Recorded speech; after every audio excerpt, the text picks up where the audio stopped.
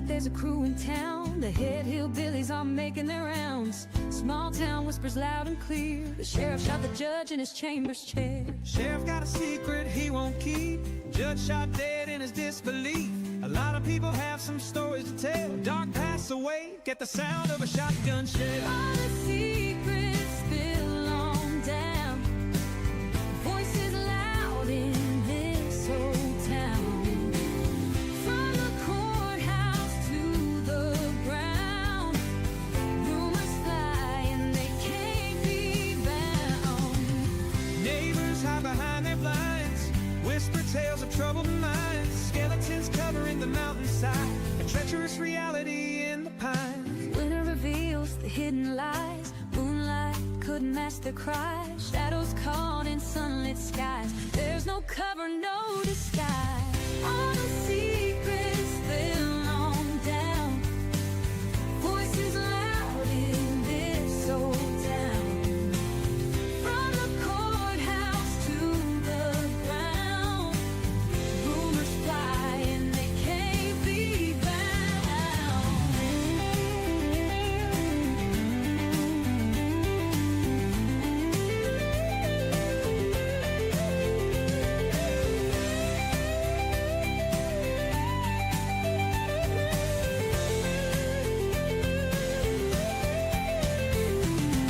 Winter reveals the hidden lies. Moonlight could mask their cries. Shadows caught in sunlit skies. There's no cover, no disguise. all the secrets spill on down. Voices loud in this old town. From the courthouse to the ground. Rumors fly and they can't be bound.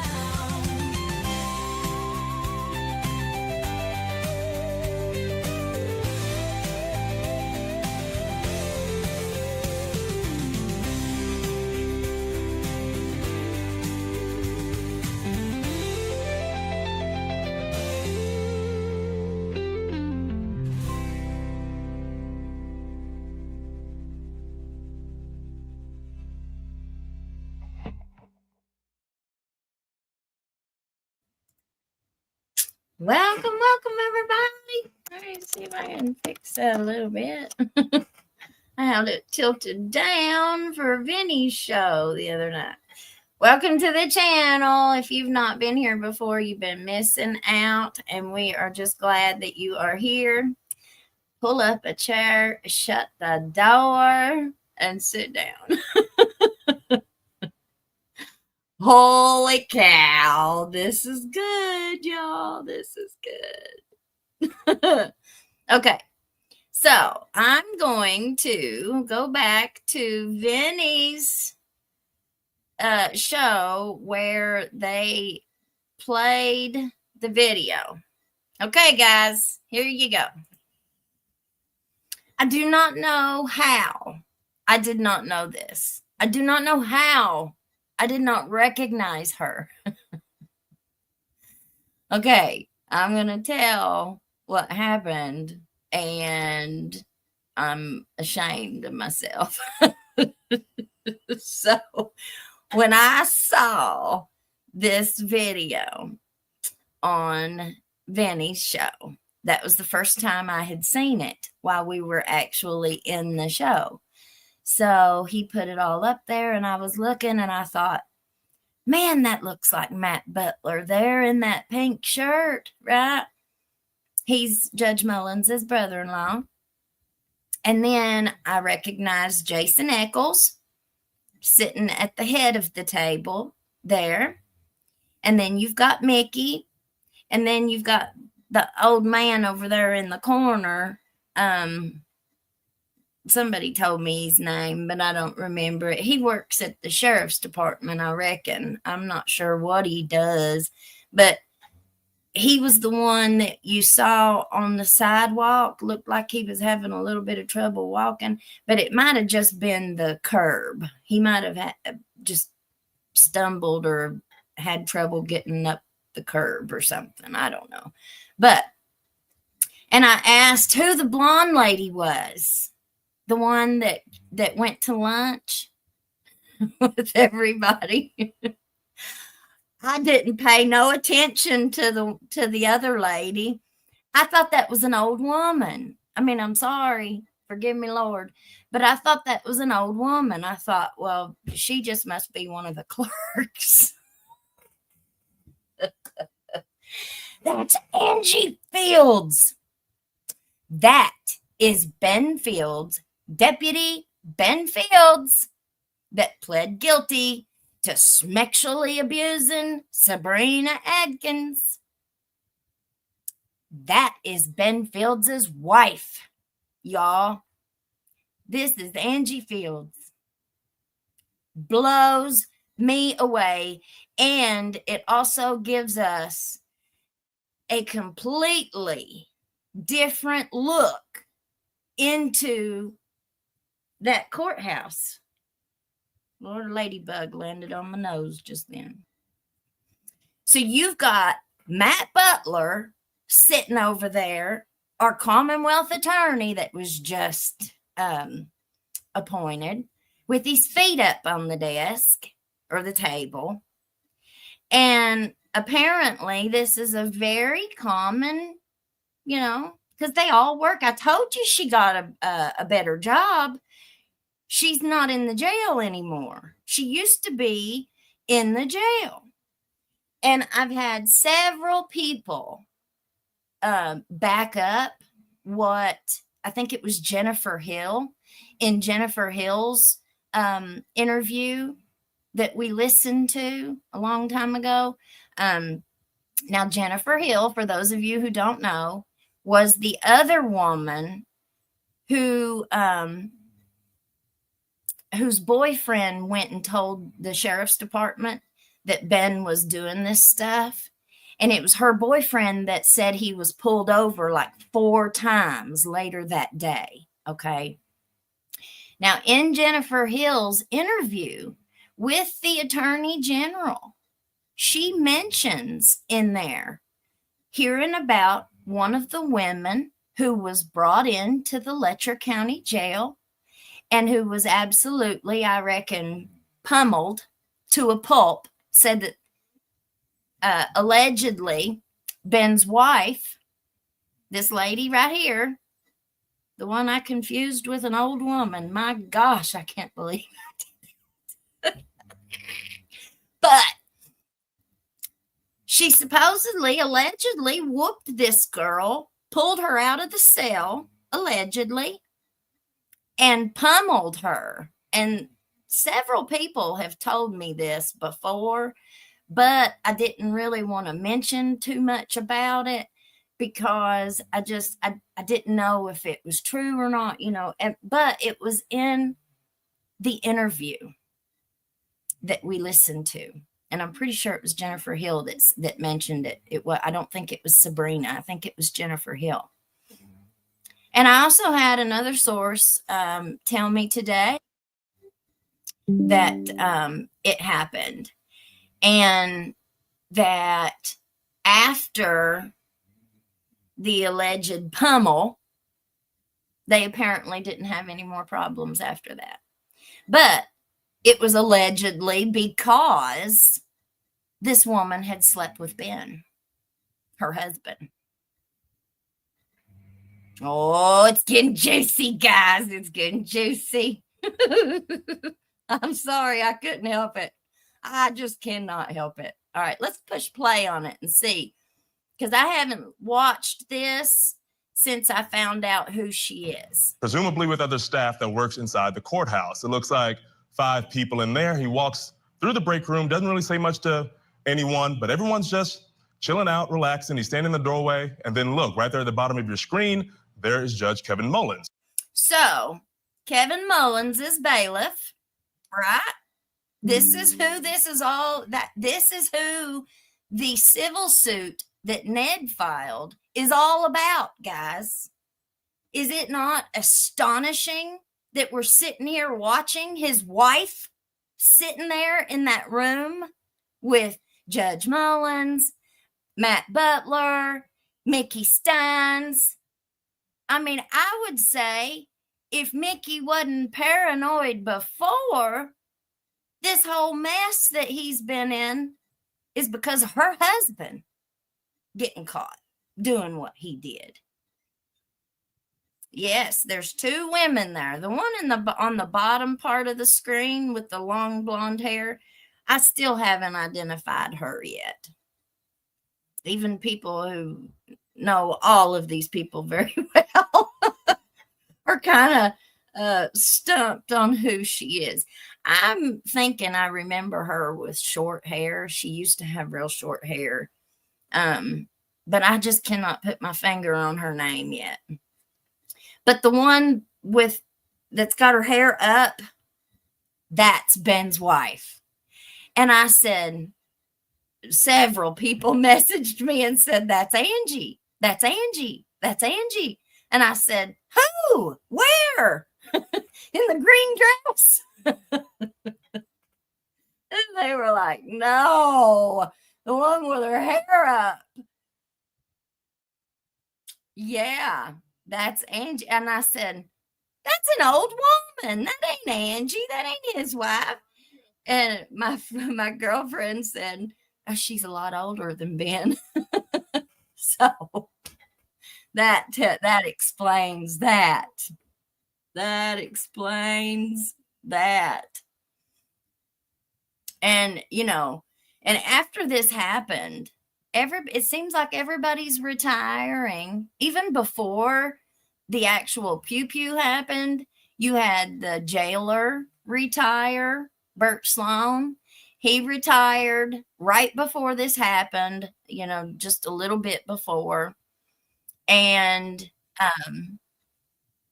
between, like right after he retired and left the jail, it was in the newspaper that Mickey, the sheriff's department, was taking over the jail for that short period of time until they could get another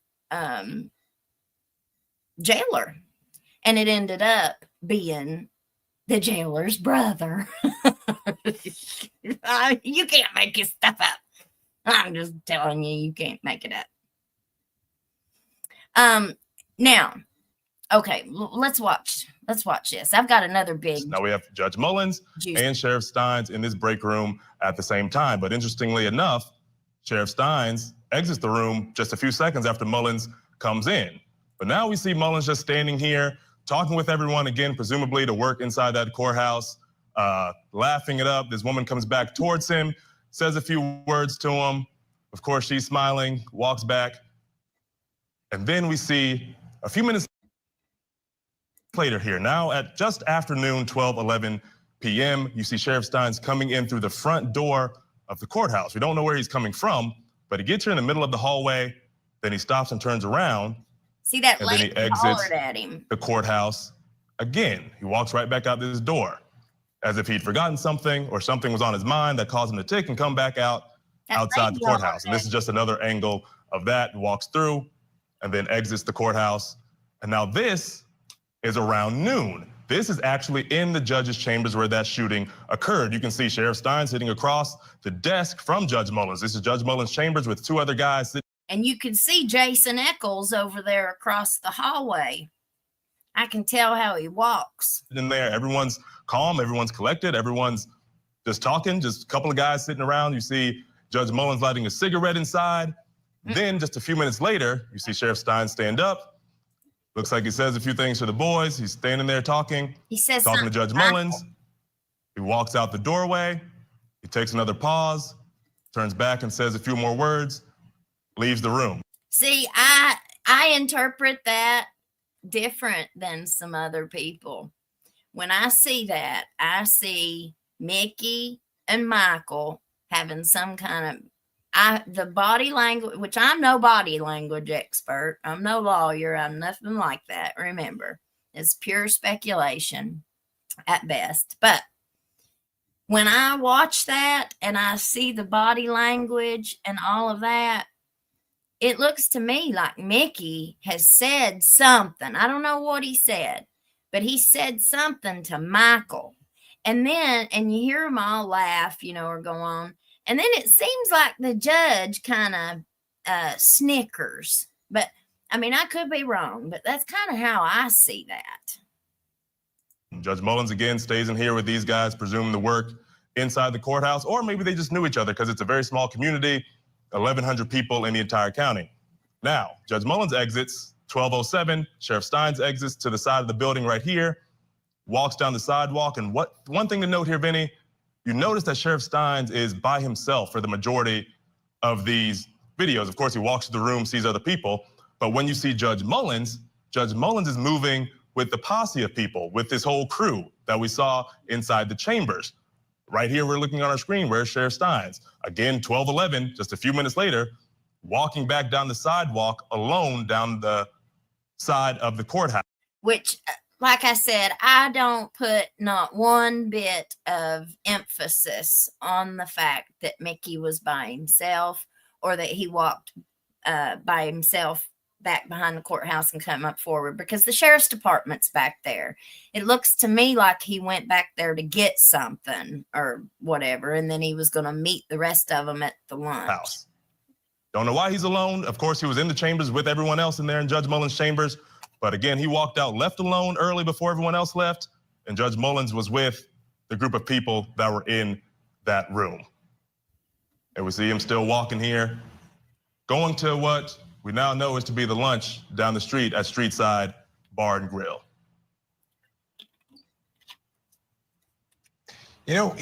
Cody, as I watched that, it was fascinating, right? Because everyone's in there together. Let's see. All right, we're going to watch. Leaving by himself, even though they seem to be having some level of conversation amongst each other. This is fascinating. All right, Cody's going to stay with us. Let's get to the first question. We're just going to watch the video. And I found out too today, well, I've heard this several times before, but wondering what's going on. But I hadn't confirmed it either, and I still haven't. But there's more people that have come out and reported this, that's real close sources to the families. But apparently, whenever we see Mickey leave the courthouse in his truck, now we were told that that day, I don't know what time that day, that him and Michael supposedly delivered those food boxes. But they apparently delivered food boxes that day. But I've been told by several people, allegedly, that when Mickey left, he supposedly, allegedly, went up to the high school wanting to see his daughter. And they said his daughter refused to see him. I don't know if that's true or if it's not true, but there have been several sources that have said that that is the case. So we'll just take that with a grain of salt for now until we find out for sure. But that kind of adds a little bit of context to it too, that we weren't really sure about. But this part about Angie Fields being one of the gang on a regular basis every day up there in the lounge, hanging out with all of them. Is that not the strangest thing that you've ever seen? So your deputy coerced women, more than one. Ned Pillersdorf represented 2. One of them died. He still represents her estate in the civil suit. The criminal charges against Ben Fields were only for the one because the other one died. So he didn't have to face it for 2 of them. He only had to face it for one, which is very suspicious, I just say. And let's see. On. Elizabeth Jones, any more context about early part of that day, the morning leading up to just before lunch? I think that's all we're going to see. I don't think there's any more. Oh, yes, there is. Yes, there is. There's a little bit more video of her. And, and it's an important piece. Let me get to it. See if we can find it here.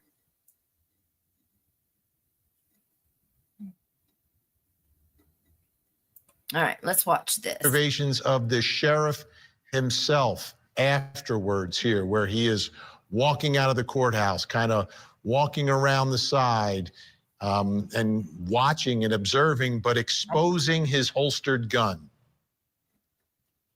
He's, I hate to use the word, he's acting normally in a sense.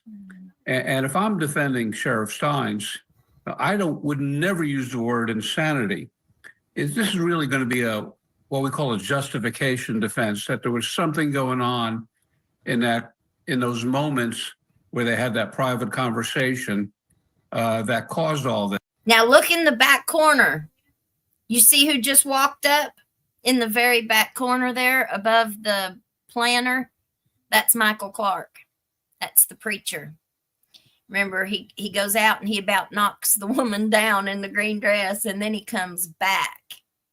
And if we see it here, you'll notice when Mickey walks back up the sidewalk and Michael walks back from where he ran to, they it looks like they make eye contact there across the street from each other. And it looks like that's when Mickey kind of throws his hands up and walks back inside the courthouse. I found that very interesting. I hadn't seen that before. Sometimes it's really good to go over this footage over and over and over, because you'll find things that you didn't see before. Yes. And I do think it was interesting, the video you showed of them talking to the fellow law enforcement officers.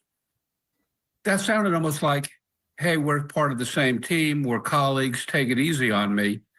And that's kind of, once again, that's something that you'd normally expect from a sheriff who's suddenly being charged with a crime, that is asking fellow law enforcement to help him out. Once again, this is not your typical insanity case. It's not even close. This is some sort of, I did what I did because I. Let's see. I might have went too far. Let me back inside up. With all those acoustics echoing off of each other, it was probably sound like a sonic boom in there. And you see her coming out this door, these two women leaving the door, the guy getting off the little bench right there, walking out the door. Again, this is in the aftermath of the shooting. And here you see right there a woman running out of the hallway, right there, looking around as if, she doesn't know what really happened, but that loud noise is enough to scare anyone. This woman's getting out too. She's looking around. Angie? Leaving the building. And that's the woman we just saw again, I think running through that door and eventually exiting have those clothes the courthouse. Now, we fast forward to outside, and now we see the people, you can see the sprinting happening now. It's as if they've realized what's happening. See how many people are sprinting out of the courthouse in a frenzy. And right there, walking slowly at 2:54, just 2 minutes after the shooting, down the courthouse stairs, that is Sheriff Stines, walking as if nothing's happened. He's just walking, swaying his arms, just very calm. He's done the shooting, and he just walks and turns the corner here. You can see his gun holster on his belt. Shirt up. 2:55. Now he's watch walking back, or here's the deputies arriving, law enforcement arriving. They're jumping out, running down the street, going inside. You see them all geared up. Now see, there's Michael. You see him? Or there's Michael Clark in the corner. He's in the very, he just walked up. So you see he's back there in the corner. And you see Mickey across the street, directly across the street. Let's see what they do. They got the guns ready to go. In the top right of the screen there, you see Sheriff Stines walking slowly back. There are deputies running right past him, because you can imagine, Vinny, you don't expect the sheriff of the town or the whole county to shoot the judge. So they're not expecting Sheriff Mickey Stines to be the culprit in this. And there's Stines walking slowly back towards the courthouse. And Michael's kind of looking on like, what the heck? What'd you do? Walking back towards the stairs, he takes another little pause here. And again, no one's looking at him. He's the sheriff. You wouldn't expect this to happen. Here we are, 2:55 again. He's walking slowly. His gun is still on his holster. He takes a little jog up the stairs to walk back in. And Vinny, it was reported that he surrendered himself, but we do not have the video of him inside giving himself up to law enforcement and turning himself in. No, we don't have the video of him turning himself in. Remember what that lead detective got on the stand and testified to? He didn't testify to that. He didn't say any of that happened. He didn't say that Mickey walked out the door and walked down. He didn't say none of that. I found that very interesting. Okay, now, we're not going to make this a real long one tonight, guys, because it's already 10 o'clock and we've all got school tomorrow. We've been working on our shop, so we'll have that going soon. So everybody be able to get them a Hillbilly Crime t-shirt, hoodie, hat, whatever. So I've got one more juicy piece of this puzzle that just landed. Okay. So there have been several women and men who have been on TikTok and who have really been vocal about this whole mess. You've got girls who have gone on TikTok and told their stories of what happened to them. Okay. You have to remember who these people are that they chose to do this to. They were addicts. Okay. They commit crimes. That's why they're in that courtroom in the first place, because they're usually committing some form of drug-related crime, right? A whole lot of it's possession and sales and stuff like that. But you also have that that percentage of theft, you know, and stuff like that, right? So, on Facebook, let me stop sharing that. And let me go here. I may have to read it. Let's see. All right. Let me share it. So this is on Facebook. All right. Now, this is Matt Butler, Commonwealth's attorney for Letcher County. On Thursday, March 6th, the regular grand jury in Letcher Circuit returned the following indictments. As a reminder, a defendant is presumed innocent until proven guilty, and an indictment is only an accusation. Okay, so you've got several people here that he's listed who were indicted by the grand jury. Now, this one right here, if you guys can see it, I highlighted it a little bit. I know it's a little bit far from you to be able to see, but read it to you. It says, this is one of the people that was indicted. Tasha Howard. Does anybody know who Tasha Howard is? Tasha Howard has been on TikTok telling a lot about what she went through. Tasha Howard was indicted for theft by unlawful taking greater than $1,000 and being a persistent felony offender, a PFO, in the first degree. Now, there's another one here. Here we go. This one says Robert Bentley. Now, those of you who don't know who Robert Bentley is, he is the brother of Daniel Dotson's ex-wife. And he has been in a ton of trouble, allegedly. And over the years and years, it seems like having a famous, powerful brother-in-law has benefits because he's gotten out of so much trouble, allegedly, over time. To see this, manufacturing math first, and being a persistent felony offender, and possession of a pew-pew by a convicted felon.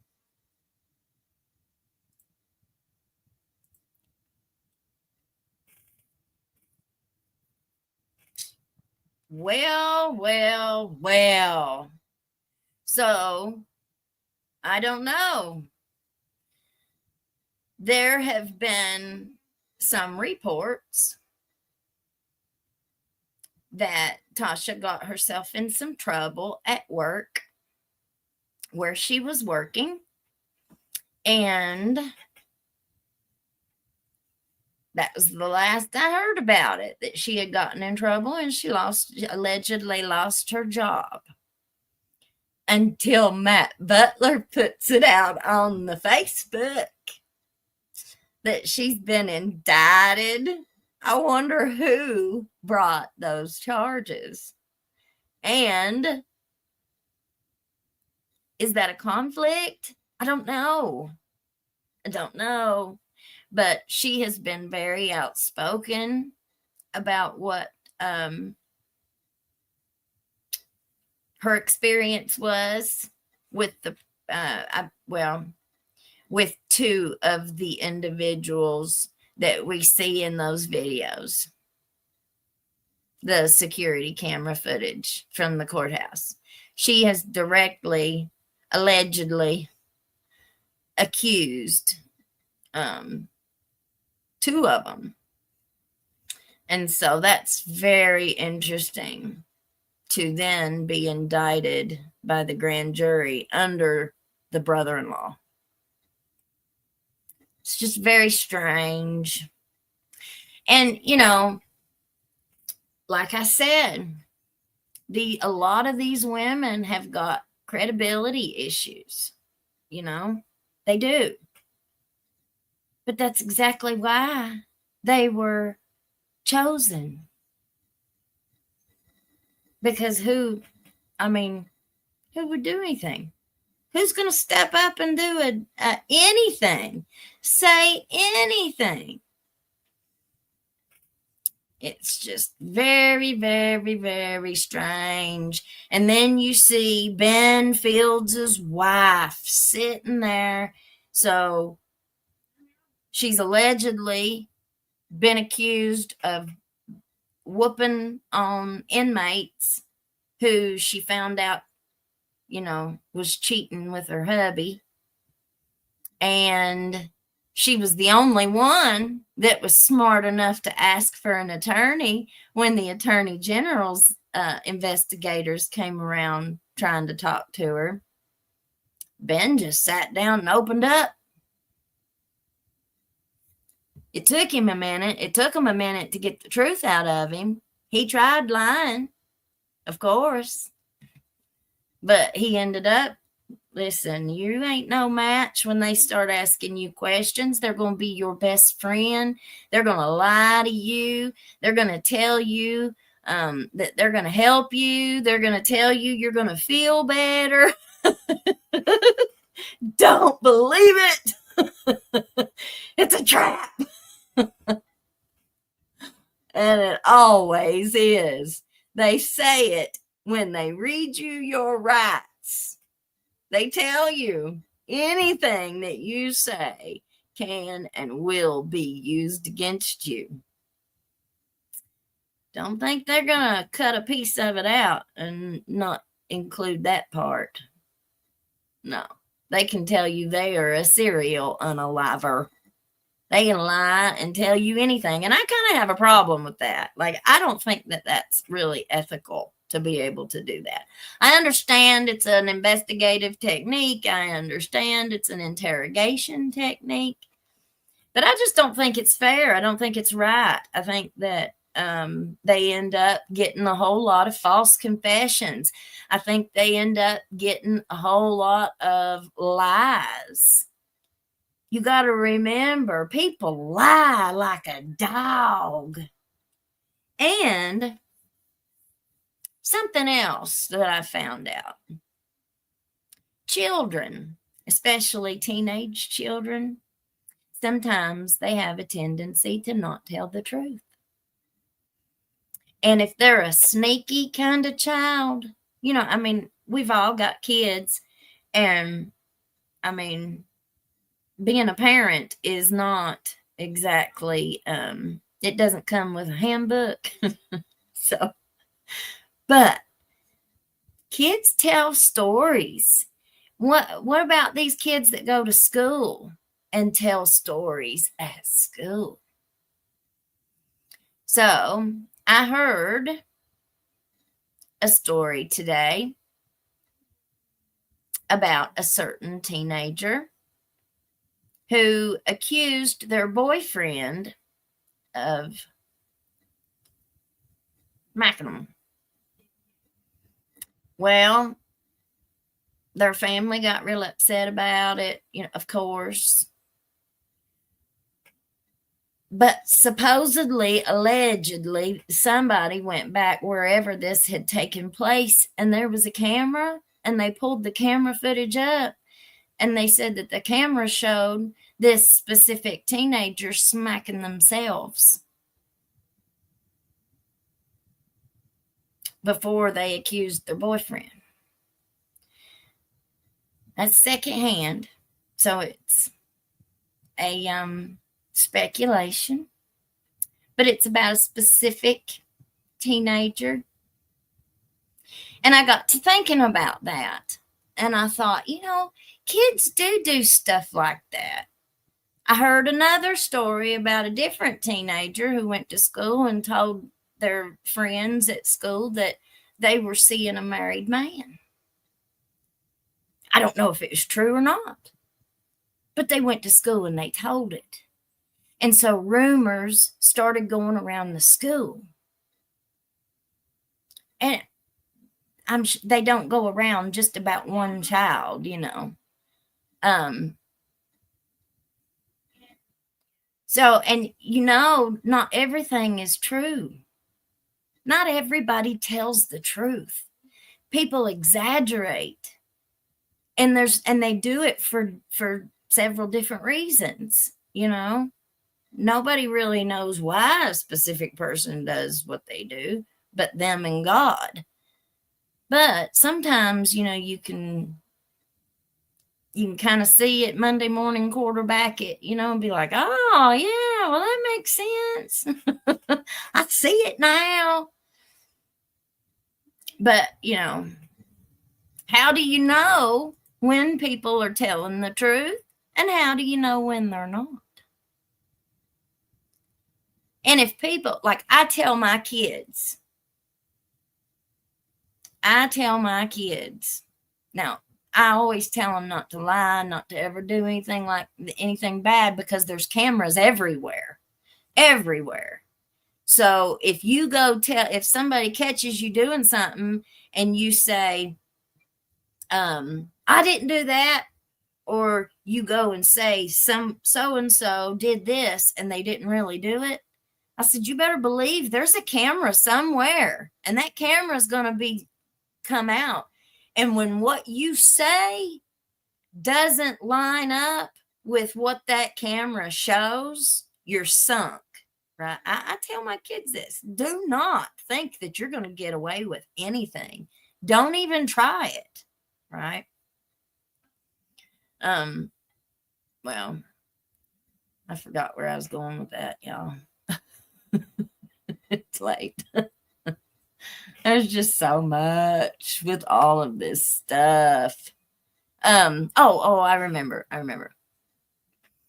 But what I tell my kids is, if you ever get in a spot or get in trouble, you tell me the truth. I don't care what it is. I don't care how bad it is. You tell me the truth. And that way I know how to lie for you if I have to. I know that ain't great. But if you tell me a lie because you're scared, how can I help you if I don't have the right information, right? I can't make a good decision on what needs to happen if I don't know the truth. You have to always tell mom the truth, no matter how scared you are, no matter what. And, we kind of live by that. I've never had to have them come. My children have never come to me with anything that was, bad, that we've had to, cross that bridge yet. But if we ever do, mine know not to talk to cops. Mine know ask for an attorney. I want my mom. It's bad. It's sad that we have to start preparing our children how to not be taken advantage of by police officers or by the system in any way, any agency, any department. Stay away from my kids. That's how I feel. Stay away from my children. I don't want none of them talking to my kids because I know how they are. I've seen how they do. I've seen how they ask questions. I've heard how they ask questions. They ask very leading questions to get to children. They did mine, trying to frame the question so they would get the answer that they were looking for. And that was when I've got video footage of that night.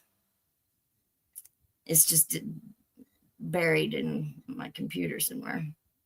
But where the chief of police of Neon chest bumped me all the way back up the parking lot, threatening to throw cuffs on me and take me to jail because I asked for an attorney. I said, stop. It wasn't no forensic interview. You're just talking to my kids in the parking lot. No, thank you. I heard how they were asking the questions. I heard what she was trying to do. No, you stop right now. Don't you ask them not one more question. I want an attorney. I wasn't arrested. I wasn't under arrest. But I want an attorney.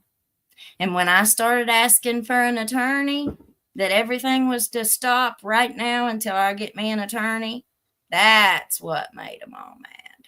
That's what peed them all off. So I know how that goes when you ask for an attorney. They don't want you to ask for an attorney. They read you your rights and then make sure you know your rights. Now you ready to talk to us? Because right now, this is your only time to help yourself, is right now. Tell on yourself. No, thank you. I don't think I want to incriminate myself. Think about how those detectives or the state police were asking Mickey in that dash cam footage. If Mickey had answered them, we'd have heard it. It'd have been all over already, and he hadn't even been tried yet. And how many times did they ask him? Was it about your family? Was it about your family? Was it about your family? Did it have something to do with your daughter? Come on, Mickey, tell us. Tell us, because you know, Mickey, it can change the direction of the investigation. But yet Tweety Bird wants to get out on Facebook right after it and say mental illness is real, and tell anybody that'll listen that he lost his mind. So if all these people knew that Mickey was that crazy, if Mickey was that out of his mind and he was that disturbed, so everybody stood around him and knew this, and you still continued to let him carry a pew-pew on his side, endangering the public and anybody that he felt was a threat. You see what he did to Mullins. So it kind of, you know, I don't know. What do you all think? Captain Caveman. Caveman. I always told officers that worked for me, if you live your life like you do, like you are always on camera, that's right, honey. You will have nothing to ever worry about. That's right. Do the right thing when nobody's looking. That's all you got to do. I mean, yeah, I know it's hard sometimes to do the right thing. You know, we're all guilty at some point in time that we didn't do the right thing. But stuff like this is not really that hard not to do. Like, I don't think it's really that hard to not abuse women. I don't think it's really that hard to keep your zipper closed. I don't think it's really that hard.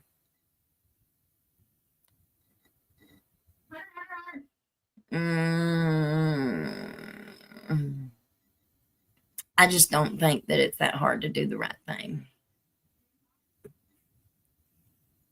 You know, and we are supposed to change our minds as we get new information.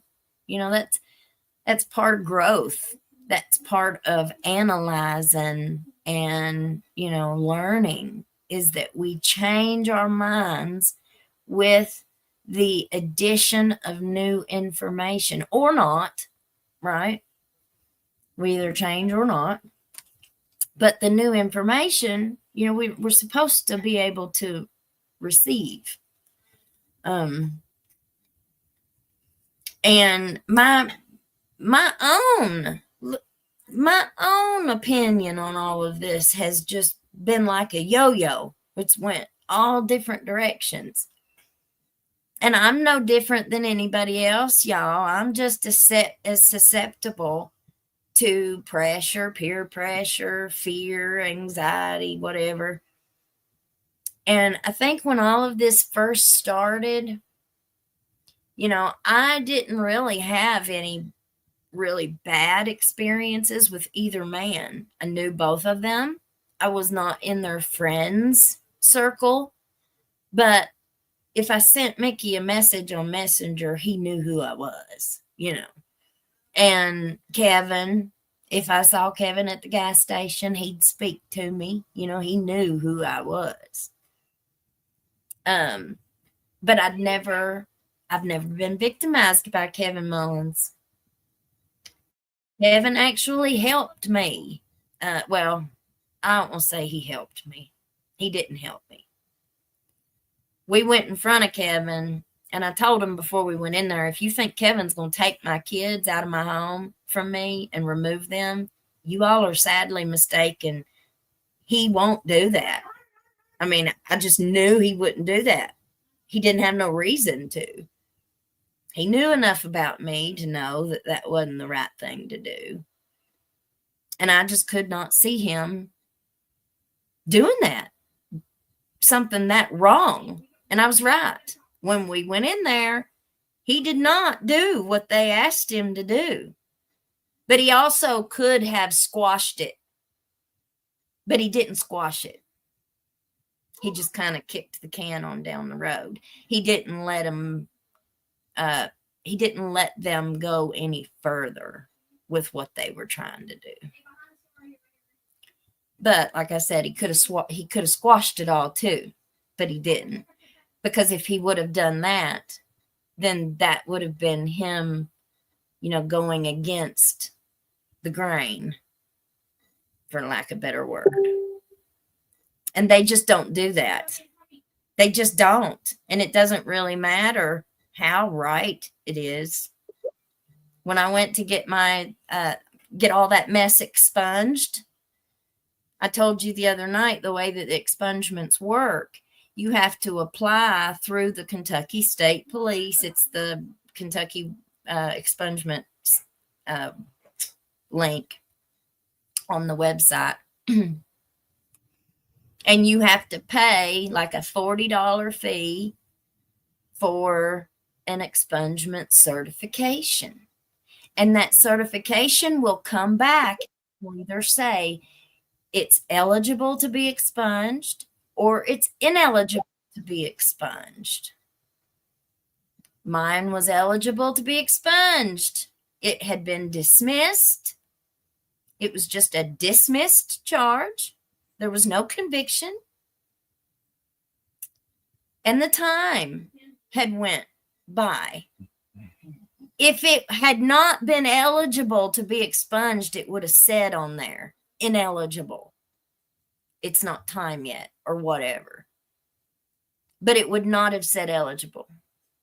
So I go file my paperwork, ready to get a job down here at the school. I was applying as a substitute teacher up here where my kids go to school. And so I kept putting that off until I could get this gone and get it off of there. Even though it wasn't a conviction, it was a dismissed thing. So I go up on my court date and go in front of Jimmy Kraft and Edison Banks. Edison shows up looking like death eating a cracker. And he opposed it. He said, nope, it's not time for her to expunge that. He made me wait a whole nother year. I think it was a year before I was allowed to come back and get that finally expunged. It wouldn't have given me a certification and said eligible on it if it hadn't have been eligible to be expunged. But he threw a fit. And a dismissed case. It wasn't even a conviction. But Edison Banks said no. And because he said no and opposed it, Jimmy Kraft wouldn't approve it. And he made me come back. So I had to put off a job again for another year. They just don't understand the kinds of impacts that just because somebody gets butt hurt because they weren't allowed to because they couldn't get a conviction on you. They couldn't get a plea deal off of you. For what? Innocent people?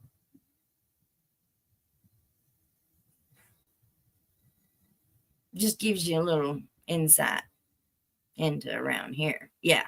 Nene Brown, honey, you hit it on your head. Oh, you hit the nail on the head. Know your rights. But most people don't. You watch TV and you see all these fools that get up there and, I know my rights. I know my rights. And they don't know their pinky toe. No. And I'll tell you now, it don't matter how much you know your rights. Whenever you get arrested is not the time. You need to just go on and go with them and keep your mouth shut and do everything that you're supposed to do until you speak to an attorney. That is what I think people ought to be doing. But remember, I'm no lawyer. And it sucks when you live in an area where all the lawyers are related and friends and coworkers. So then whenever you do need a defense attorney, whenever you do need some representation, you've actually got competent choices. My lawyer friend said, oh no, you don't just take the first lawyer. He said, you better interview them because you're the one that's hiring them. You are their boss. How does it go around here? How does it go around here? They're the boss. Defense attorneys are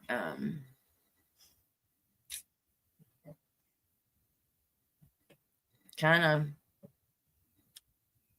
I don't know. It's just hard to get any kind of representation around here. Because if you tell them, you know, you go in for a consultation and you tell them, I need a lawyer because this guy's doing this, or this happened or whatever. As soon as they find out that it's one of their buddies, and if they do hire you, I would be terrified that they'd be selling me out behind closed doors, having some secret meeting between the two of them. I would not trust attorney-client privilege for myself.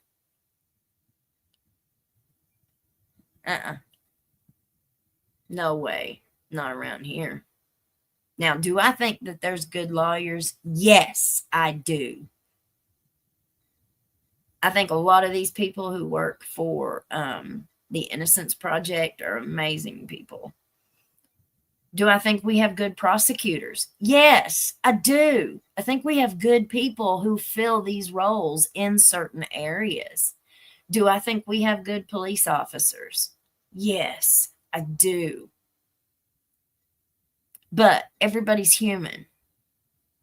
So all these human beings are susceptible to temptation.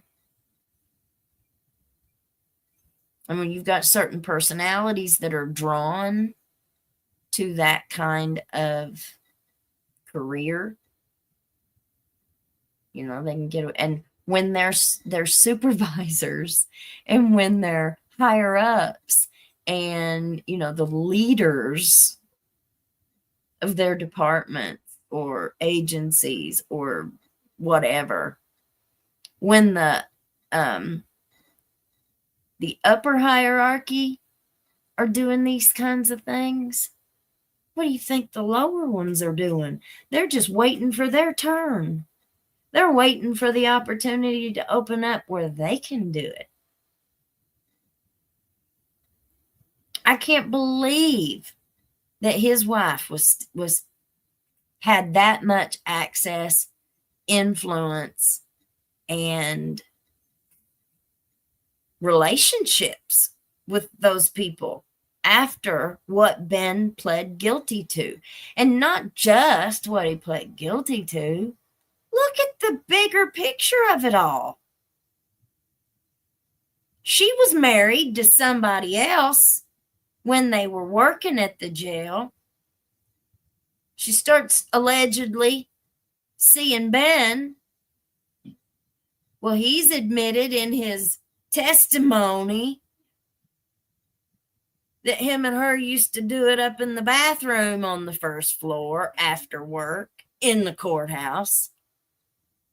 He admits in his polygraph that he drank on the job at the jail and he was having schmecks on the job at the jail.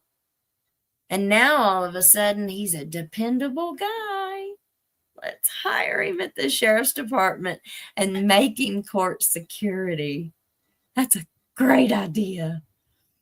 And then we can put him on the house arrest.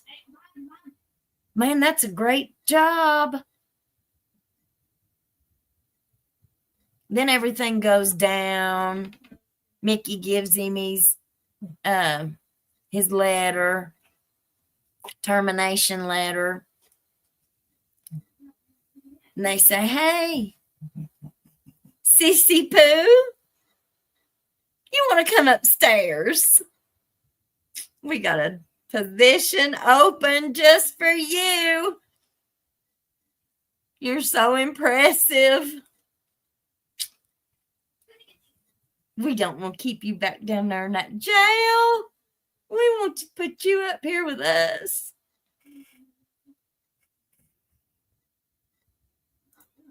Christy, Elizabeth, there's so much going on there. You're probably one of the only locals talking loud and proud about this. I probably am. It's like putting disinfectant on a big stank. Keep it up. I don't think there's any disinfectant that can clean this up. LaShawna and Christine took him to see Dr. Shane McDougal the day before the pew-pew. Well, and these are the people that I'm talking about. So if Mickey's wife, which has been reported by many close sources, she was really, really concerned about his mental health. From what I have found out by several different other sources, she's got videos that she's taken of Mickey before the pew-pew happened, of him not acting right, talking to himself. Well, I said on a show, a previous show, I've not seen them. I've not seen anything like that. But how do they, I guess they would know. But the first thing that entered my mind was, what if he was praying? What if he was just talking out loud, what if he didn't know what to do? He had been threatened. Allegedly, he had been threatened. And he wasn't sleeping. And here he was with this deposition. He knew all this information from the last 20 years. It's not like he just saw something. He's got 20 years worth of info.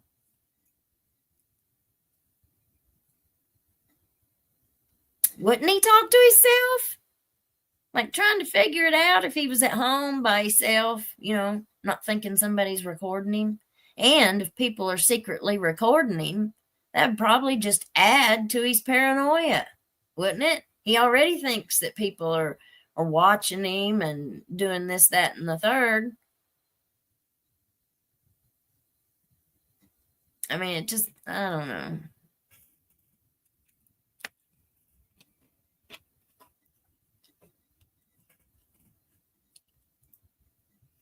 Tammy says, some first response vehicle have a sticker that says, don't do anything you don't want to tell them, to tell to them. Tiffany says, look into Steve Beshears and who he appointed. He's the one that appointed Kevin to the district court. That's Andy Beshears' dad, who was in office before Governor Bevin. And Governor Bevin is the one who gave the preacher man his big pardon. It will take you down another rabbit hole. I believe it. I believe it. Carrie says Ben's wife just never got caught. She always has her mouth shut when someone's I don't see the rest of your comment. Must have cut it off. Genevieve, Mickey is still a martyr in getting the right attention. Well, that he did. Nobody expected that, remember. Nobody ever expected that to happen. Daddy used to tell me, don't say or do things in front of your kids you don't want shouted out in church. Man, that's so true, ain't it? Kids will tell everything. The little ones will tell the truth. It's the big ones that you gotta watch about lying. Well, I don't know. I've seen some little ones fib too. That whole courthouse is full of corrupt people and thugs. And I just wanted to also kind of piggyback on all of this about our 3 nominees for district court. I'm not feeling the woman. I'm just not feeling the Sturgill girl at all. I just don't think if she, I feel, and this is just me, y'all. We all have differences of opinion. I just don't think, I think that if she was to get it, it would only be because she's a woman. And if that was the case, that would really pee me off. You know, you can't make that kind of a decision. And I feel like we have a whole lot of really bad people, bad decisions, personnel decisions all across the board. I think we see bad personnel decisions in just about every department, agency, and organization, from local all the way up to the top. City, state, county, federal. Look at our FBI office in this area and what they did with Scott Blair. Shameful. They ought to be embarrassed. They ought to be embarrassed. But they're not, I'm sure. With all this mess, they ought to be embarrassed. How can the state police deny investigating Ben for Mickey called them, said, hey, we've got these accusations against one of my deputies. And this was after he found out about the civil lawsuit, I'm pretty sure. The civil lawsuit, when Mickey found out on the phone from that reporter, so he says, he says that was the first he'd ever heard of it. He said that was the very first he had heard of it. But he gets all his information together, calls the state police and says, hey, I need you to investigate one of my deputies. I've got some accusations here against him. And they say, well, we ain't taking that case. We work too close with you all. So they denied the investigation. Said, no, we're not doing it. We can't do it. Too conflicted. But they're not too conflicted to investigate this with Mickey and Judge Mullins. Are you joking? That's the most absurd thing I've ever heard. Truly is. I don't know. I've heard a lot of absurdities with this case. Allegedly, Lisa, if you're going to use the bathroom at the courthouse, take you a travel size can of Lysol. Because we all know what goes on in that bathroom.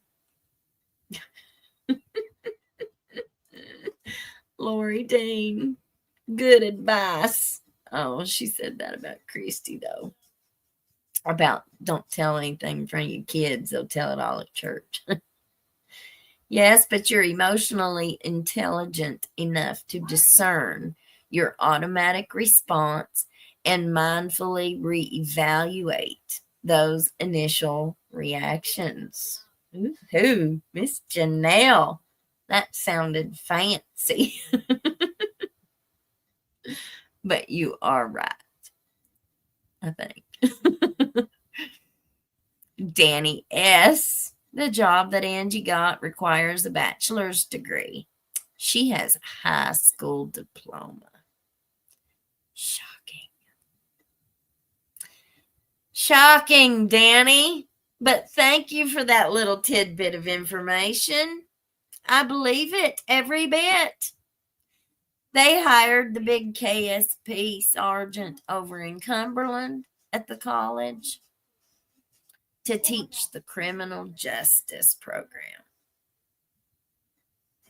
That man made it all the way to the top of the KSP. And y'all don't even want me to open my mouth about that. One day maybe I will. Yeah. But they gave him the head professor over that whole department. You have to have a master's degree. He didn't have a master's degree.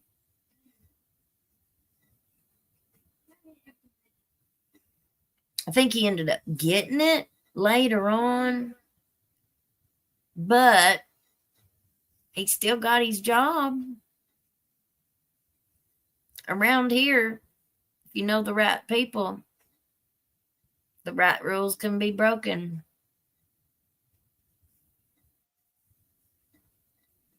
I don't have a Venmo, I don't think.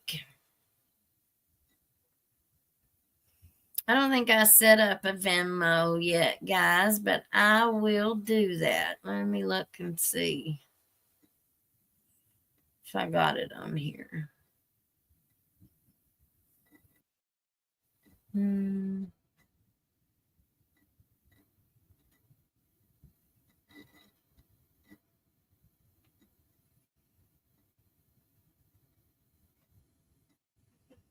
Yeah, I'll have to put I'll have to get a Venmo set up. We've got PayPal and Cash App and Facebook Pay or something like that. But I'll do a Venmo. Thank you, honey. And I will add the link in to the channel where all the rest of the links are. So that way you guys can get it there. I appreciate every bit of support. Thank you all. It's the only thing I got to survive. You don't need a bachelor's degree if you have enough dirt on all those thugs. It's true. That's true.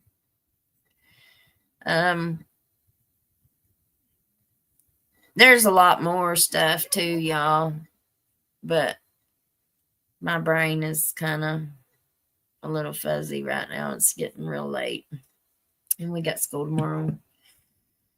So I will save it for tomorrow's show, the rest of the juice. We got plenty of it today, for sure. All right, y'all. Well, you guys, thank you so much. Let me go up here and look. We got a new member, Janelle Lang. Oh, thank you, Miss Janelle. You are such a doll, pretty and smart. Thank you. Leslie Newman, super sticker. Thank you, sweetie. Thank you.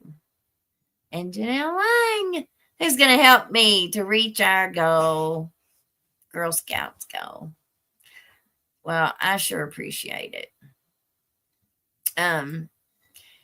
We got a whole lot more. This ain't all of it. There's more that I found out today. But we will save that for tomorrow. And so we'll see y'all then. I'll probably do something in the morning or tomorrow during the day too. I got to make up some time. So we will just watch for me in the morning, and we'll do something in the morning, and then we'll do it tomorrow night too. We'll have our regular show. Yes, if you all haven't yet, please hit that like button. It helps the channel so much more than you know. And we're working on our shop. We'll have that open here in the next few days. And so we'll finally have our Hillbilly Crime merch. All right, guys. Well, you all have a great rest of your evening. Stay warm, stay blessed, and we'll see you tomorrow. All right. Peace out, Girl Scout. Bye. Can't hide from hillbilly crime.